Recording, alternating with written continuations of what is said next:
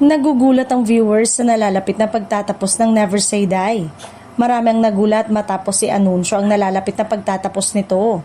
Lalo't para sa maraming manonood ay tila kasisimula pa lamang ng serye. Sa teaser ng programa, ipinangako ang mas matitinding eksena, mas malalaking revelasyon at mas pasabog na mga tagpo sa huling 2 linggo nito. Dahil dito, usap-usapan agad sa social media ang biglang pagtatapos ng serye. Maraming viewers ang nagtaka kung bakit tila minadali ang pagtatapos gayong nagsisimula pa lamang ang umano'y umiinit na takbo ng kwento at lalong lumalalim ang mga karakter. Ayon sa ilang netizen, posibleng may kinalaman umano nito sa umano'y hindi magandang performance ng programa sa ratings. May mga nagsasabing hindi nito nakuha ang inaasahang viewership kumpara sa ibang kasabayan nitong palabas.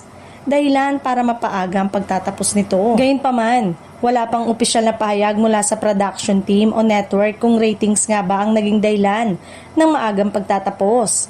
Sa industriya, normal din namang napaikli ang ilang serye depende sa creative direction, scheduling adjustments o paghahanda para sa susunod na mga programa. Sa kabila ng mga espekulasyon, tiniyak ng mga nasa likod ng palabas na magiging punong-puno ng aksyon at revelasyon ang natitirang episode. Ipinangako nilang sulit ang paghihintay ng loyal viewers sa matinding pagtatapos ng storya.